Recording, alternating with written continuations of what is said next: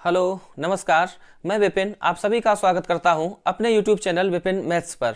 आज हम लोग टाइम स्पीड डिस्टेंस का वो स्पेशल सवाल सीखेंगे जो अभी हाल की परीक्षाओं में 10वीं बार परीक्षा में पूछा गया है 2021, 22 या 23 में। तो शुरू करने से पहले केवल आप एक बात जान लो कि अगर डिस्टेंस इक्वल है, अगर दूरी बराबर है, तो जो स्पीड का रेशियो होगा उसका उल्टा रेशियो होगा टाइम का।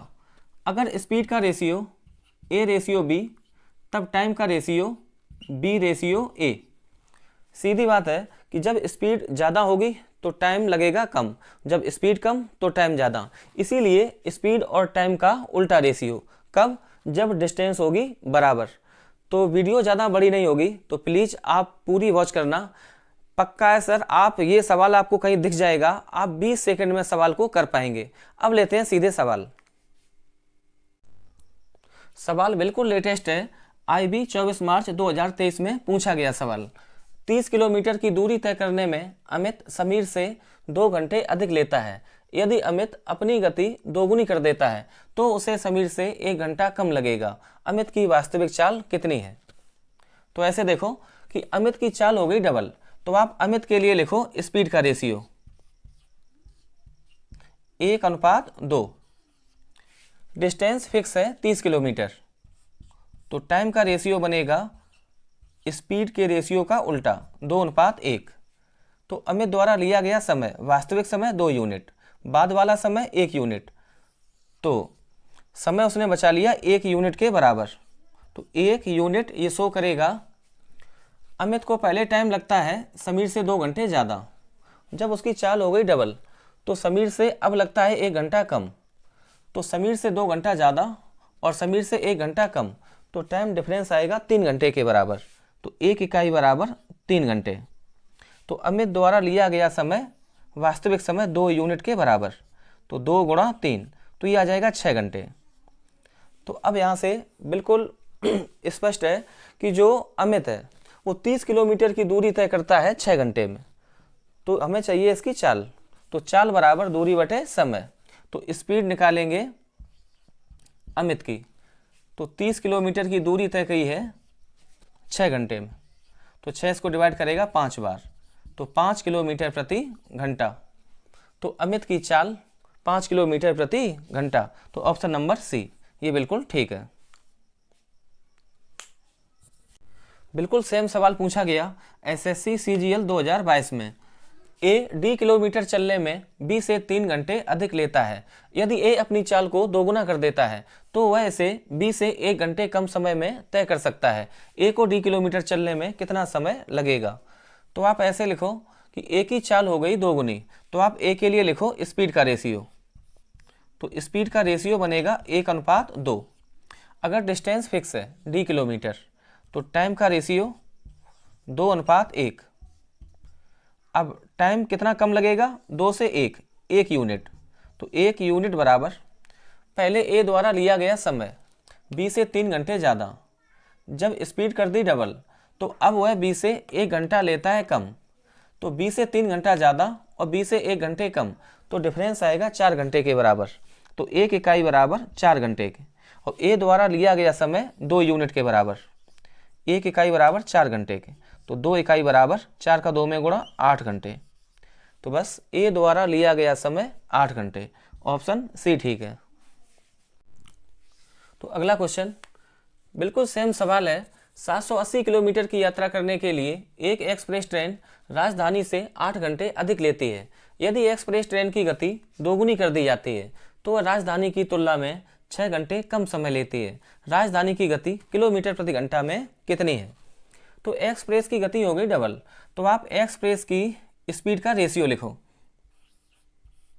तो स्पीड का रेशियो 1:2। तो टाइम का रेशियो, अगर डिस्टेंस फिक्स है 780 किलोमीटर तो टाइम का रेशियो बनेगा 2:1। एक्सप्रेस द्वारा पहले लिया गया समय 2 इकाई के बराबर और बाद में 1 इकाई के बराबर, तो टाइम में बचत होगी 1 इकाई के बराबर। तो 1 इकाई की वैल्यू निकालेंगे हम लोग। पहले जो एक्सप्रेस है वो राजधानी से 8 घंटे ज़्यादा, जब स्पीड हो गई डबल तब वो राजधानी से 6 घंटे कम, तो 8 घंटे ज़्यादा से 6 घंटे कम, तो ये डिफरेंस आएगा 14 घंटे के बराबर। तो 1 इकाई बराबर 14 घंटे, तो पहले लगने वाला टाइम 2 इकाई के बराबर, तो 2 गुणा 14, यह आ जाएगा 28 घंटे।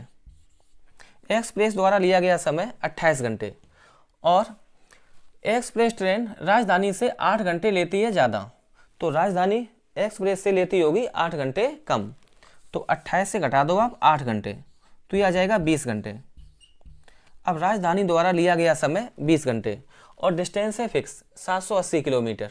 अब डिस्टेंस पता है और टाइम पता है, तो आप यहाँ से राजधानी की स्पीड निकाल सकते हैं। कैसे? Speed equal to distance upon time. Distance 780 kilometre और लिया गया टाइम 20 घंटे, तो डिवाइड कर दो 20 से, 0 से 0 कैंसिल, 78/2, तो ये आ जाएगा 39। तो राजधानी की गति 39 किलोमीटर प्रति घंटा। तो ऑप्शन नंबर ए ये सही है। तो क्वेश्चन है 708 किलोमीटर की यात्रा करने के लिए एक एक्सप्रेस ट्रेन राजधानी से 6 घंटे अधिक लेती है। यदि एक्सप्रेस ट्रेन की गति दोगुनी कर दी जाती है तो वह राजधानी की तुलना में 3 घंटे कम समय लेती है। राजधानी की गति कितनी है? तो आप देख रहे हैं दोनों स्थितियों में जो डिस्टेंस है वो इक्वल है 708 किलोमीटर के।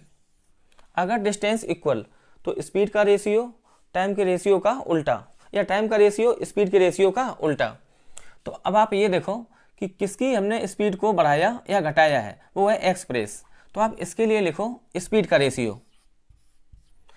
तो एक्सप्रेस की जो स्पीड है वो कर दी गई डबल, तो 1 से 2, और डिस्टेंस फिक्स है, तब टाइम का रेशियो 2:1।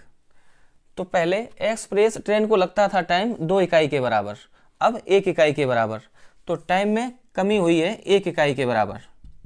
तो 1 इकाई की वैल्यू हम लोग ऐसे निकालेंगे कि पहले एक्सप्रेस ट्रेन राजधानी से लेती थी 6 घंटे ज़्यादा, जब स्पीड हो गई डबल तो 3 घंटे कम, तो 6 घंटे ज़्यादा से 3 घंटे कम, तो डिफरेंस आएगा 9 घंटे के बराबर।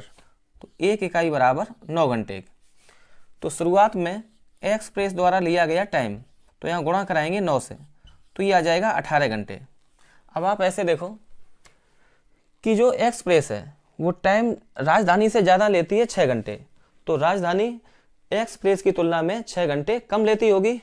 तो राजधानी के द्वारा लिया गया टाइम 18 से 6 घंटे कर दो माइनस, तो जो राजधानी है वो टाइम लेगी 12 घंटे 708 किलोमीटर की दूरी तय करने में।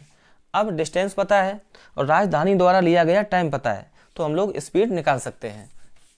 स्पीड बराबर डिस्टेंस अपॉन टाइम। तो डिस्टेंस 708 किलोमीटर और टाइम 12 घंटे, तो 12 से कर दो भाग, तो ये जाएगा 5 बार और यहाँ बचेगा 10, 108, फिर जाएगा 9 बार, यह आ जाएगा 59 किलोमीटर प्रति घंटा। तो राजधानी की जो स्पीड निकलेगी वो 59 किलोमीटर प्रति घंटा। तो ऑप्शन नंबर ए ये बिल्कुल ठीक है। वीडियो अगर अच्छी लगी हो तो प्लीज़ लाइक करना, शेयर करना। मिलते हैं अगली वीडियो में ऐसे ही चुनिंदा सवालों के साथ। देखने के लिए आपका बहुत शुक्रिया।